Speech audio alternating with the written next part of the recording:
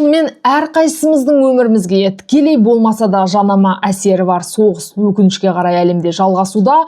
Украина Ресей арасында және Америка ақш Израиль арасындағы соғыста дәл осы сағаттарда жүріп жатыр, және дәл осы сәттерде менің телефоныма Украина билігі тарапынан жертөлеге барыңыз, бүгін түн тыныш болмайды деген ақпарат келуде, және қанша зымыран ұшып келетінін қазір Украина билігі алдын ала айтатын дәрежеге жеткен. Яғни 100 данаға жуық зымыран, оның ішінде ескендір бар, қанатты зымырандары бар, баллистикасы бар, және БПЛА дейміз, ол дрондары. Сондықтан өйткені оның осы бір күн бұрын Украинаның дрондары Ресейдің Приморск деген портына дейін жеткен. Приморск ол Ресейдің Балтық теңізіндегі маңызды мұнай порттарының бірі. Дәл осы порттан Ресейдің мұнай өнімдері Европаға дейін тасымалданады, және көлеңкелі флот деп көп айтамыз.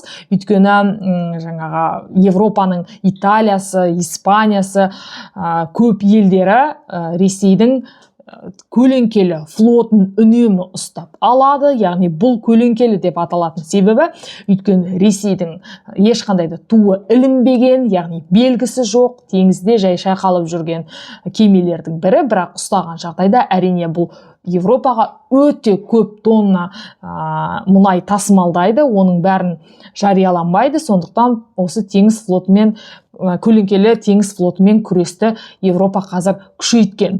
Сондықтан бұл порттың маңызы ерекше. Осыған Украинаның дрондары келіп тиді, мұнай өрт болды. Сондықтан әрине бүгінгі түнде Украина осы порт үшін, осы Украина аспанына әрине жүздеген дрон мен зымырандарын жібермек. Оны біздің алдын ала қазір телефонымызға ескерту келіп жатыр. Енді бұл жөнінде қазір кеңірек айтып беремін. Армысыздар ағайын, сәлем достар. Есімім Аида Қыдырбай. Мен әлемдегі жаңалықтарды, оның ішінде Украина Ресей арасындағы соғысқа қатысты соңғы мәліметтермен бөлісемін. Арнама жазылыңыздар, жылы сөздеріңізді жазыңыздар, жылы емес сын пікірлеріңізді жазсаңыздар болады. Бей-жай қалдырмаңыздар. Бұл менің арнамның ана тілдегі ақпараттың, қазақ тілдегі ақпараттың алға қарай жылжуына көп септігін тигізеді. Олай болса, кеттік. Әрине, Иран-Израиль ақш арасындағы соғыс жалғасып жатыр. 3-ші аптаға кетті. Бір айға жуықтайды. Дәл осы соғыс 28-ші ақпанда басталған еді. Қазіргі күні Иран әрине ақшқа дес бермей, алдын ала егерде ақш Иранның энергетикалық нысандарын атқылайтын болса, әсіресе Харк аралы бар, бұл арал өте маңызды ирандар үшін. Дәл осы жерде мұнай бар, электр энергиялық нысандары өте көп шоғырланған. ақш Трамп бірнеше рет Иранға ескерту жасады. Егер Ормұз бұғазын ашпайтын болсаңдар, әрине біз осы сендердің электр нысандарыңа қатты соққы жасаймыз деді. Бірақ Иран тарапы алдын ала тізім жариялады. Ол тізім бойынша 15 елдің су сақтау жүйесі, оның ішінде Қатары бар, Бахрейні бар, Сауд Арабиясы, Біріккен Араб Әмірліктеріндегі нақты қай нүктеге соғатынын алдын ала мәлімдеген. Бұл әрине оның көрші елдер үшін өте маңызды. Көрші ел дегеніміз 15 елге дейін жуықтайды. Сондықтан тіпті алдын ала сыбыс бойынша Қатар елі Иранға 6 миллиард доллар береміз, соғысты тоқтат деп Ираннан талап еткен. Бірақ Иран бұл Қатардың ұсынысын жауапсыз қалдырды деп айтсақ болады. Дәл осы соғыс әрине Иранға да өте үлкен, экономикасына өте үлкен соққы жасайды. Бірақ Иран ақшқа дес бермей тұрған сияқты. ақшқа Израильге қазіргі күні Иранның атқылаған 5000-ға жуық зымыраны көрші елдеріне келіп тиюде, Израиль емес. Яғни 85% барлық оқтың, Иранның ұшырған барлық оғының 85% көрші елдеріне келіп тиген. Бұл дегеніміз не сөз? Әрине, Иран тікелей ақшты да Израильді де жеңе алмайтынын біледі. Әсіресе Иранның аспаны қазір қауіпсіз емес, оны толық Израиль мен ақш бақылауында алған. Сондықтан Иран тек қана көрші елдерін атқылау, көрші ел жай көрші ел емес, әрине өте мықты бай елдер, Сауд Аравиясы болсын, Біріккен Араб Әмірліктері болсын. Сондықтан осы елдерге оқ жіберу арқылы, осы елдердің нысандарын қирату арқылы ақшқа қысым жасағысы келеді. Бірақ мысалы Біріккен Араб Әмірліктері бұл Иранды террорист ел деп мәлімдеді. Сондықтан біз террористпен ешқандай да келіссөзге бармаймыз деді. Енді Біріккен Араб Әмірліктері ақшпен өте қатты достық ниетін байқаған. Сондықтан Иран әрине Біріккен Араб Әмірліктеріне сатқындар деп жауап қайтарғаны сондықтан. Бірақ мысалы Сауд Аравиясы қазір бұл соғысқа ешқандай да қатты алаңдап отырған жайы жоқ. Өйткені осыдан 45 жыл бұрын Араб шөлі арқылы өтетін 1200 шақырымға жететін мұнай құбырын салып алған. Өйткені дәл осы мұнай құбыры Парсы шығанағында Ормұз бұғазын айналып өтіп, Сауд мұнайын, Сауд Аравиясының мұнайын әлемге тасымалдауға мүмкіндік береді. Сондықтан да бәлкім Трамптың да тырп етпей соғысты бастап жібергені Иранның және Сауд Аравиясының осы соғысқа тікелей араласпай жатқанның себебі дәл осы мұнай құбыры болуы мүмкін. Өйткені егер де ирандықтар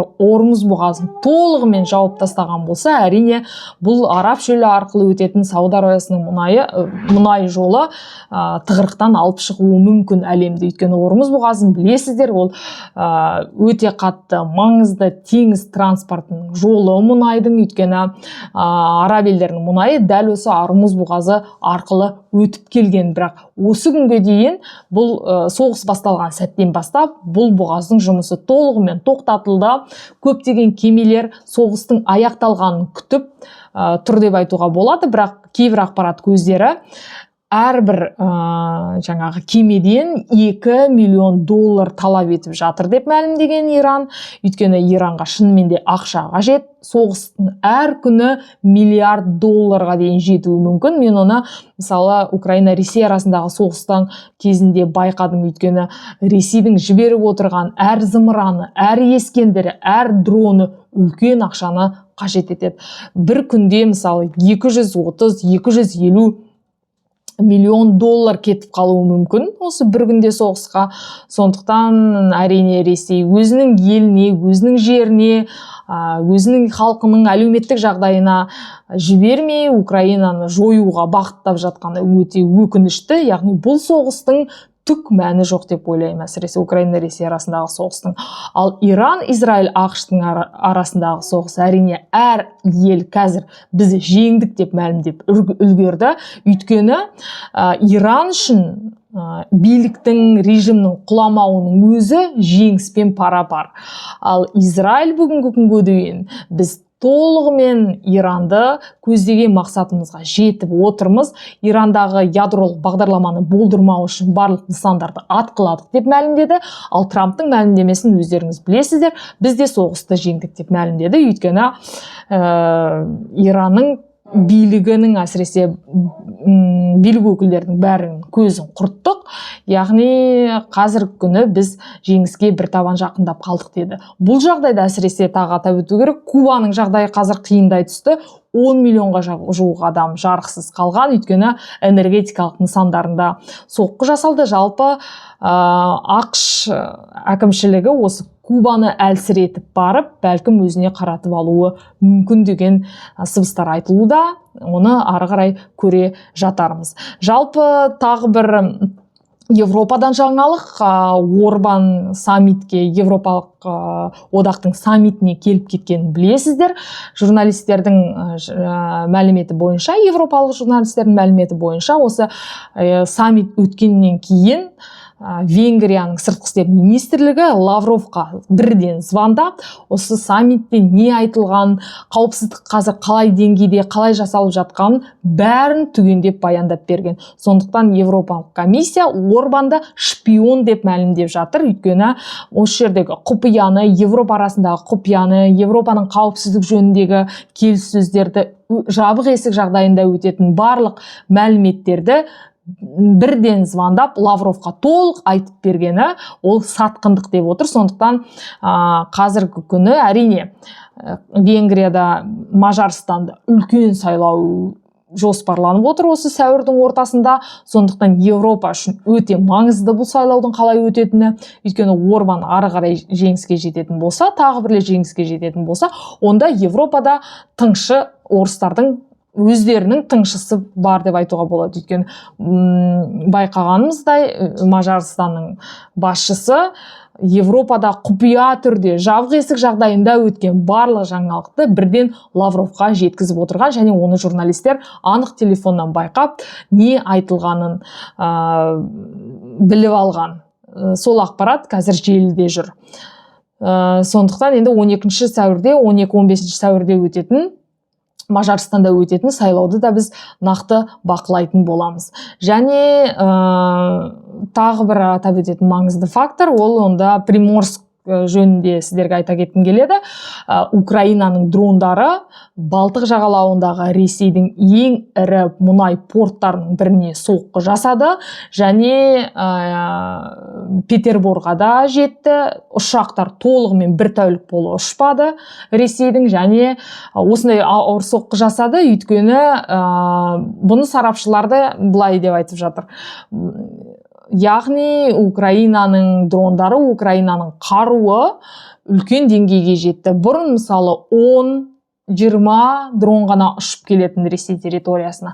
Қазір 250-ге жуық дрон ұшып келіп осы мұнай портының жұмысына өрт шығарды. Яғни Украина өзінің қаруының көлемін арттыруда және сапасын арттырған. Енді және жаңа айттым, Қатар Иранға 6 миллиард доллар беретінін айтқан, егерде Иран тарапы соғысты тоқтатса, бірақ Иран жоқ деп жауап берді. Ал Біріккен Араб Әмірліктері Иранды террорист ел деп ашық айтып отыр, және Сауд Арабиясы да Иранмен тікелей байланысқа түспей, керісінше Египетпен, Түркиямен және Пәкістанмен бір одақ құруға асығатын сияқты.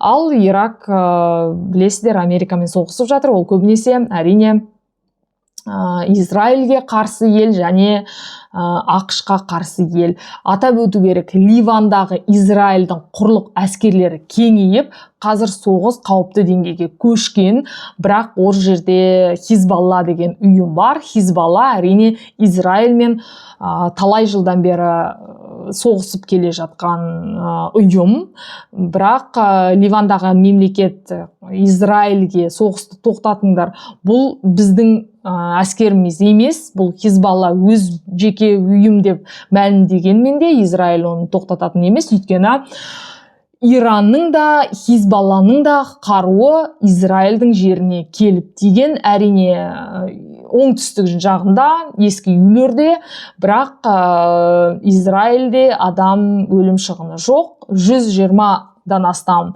адамдар жарақат алды, бірақ қайтыс болған адам жоқ. Ал Иранда өкінішке орай 2000-ға жуық, осы соғыс басталған 3-4 аптаның ішінде 2000-ға жуық адам қайтыс болған деген мәлімет бар. Бірақ шын мәнінде бұл сан өте жоғары деп ойлаймын. Өйткені Иран нақты мәлімет берген жоқ, бірақ күндіз-түні ақш-тың да, Израильдің да бомбасы, зымыраны қайта-қайта төбесінен түсіп жатқаннан кейін, әрине Иранның шығыны өте үлкен деген пікірде нақты ақпарат жоқ. Сондықтан бұны алдағы уақытта біз бақылайтын боламыз.